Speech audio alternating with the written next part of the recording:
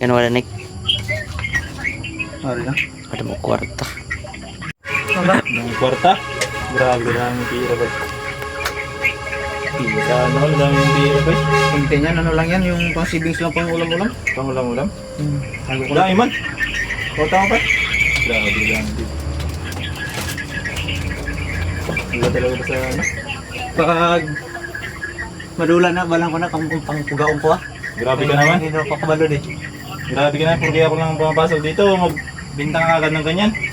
Hindi mo naman nagapangawa ng mga nyo dito, bakit pakalam mo ba yan sa mga pagkain nyo? Pakialam sa mga paggamit. Ang gatas ko ganit eh, ginapapak mo pa itong gatas ko dre oh. Tinapakon, wala kang ebidensya.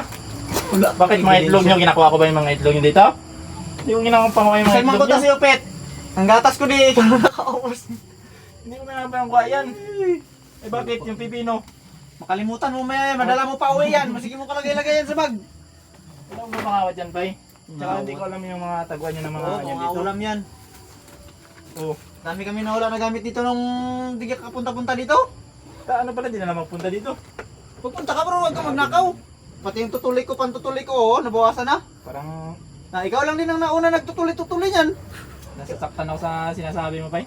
Kabili ko lang yan, pay. Ikaw daw na magulang ko na ano. Ikaw daw na nakabawas. Pinalaki lang akong pogi. Oh. Pero hindi ako pinalaki magnanakaw. Ako nga sunblock. Ikaw lang po na nakabos, tayo mo na, unggal, kinis na kasi kikadikan to, sige ka banyos. Walang iya. Walang iya kayo. Hindi ko na nakawin yung mga gamit mo dito. Nakawin ng gatas ko gano'n yun, wala ka gani ka Okay, pa nga. na ako. Wala ka gani ka pa nga, pero ginapapak mo ang gatas ko di. Okay na ako. Uli na dito, paglayas. Bye. Makapulos.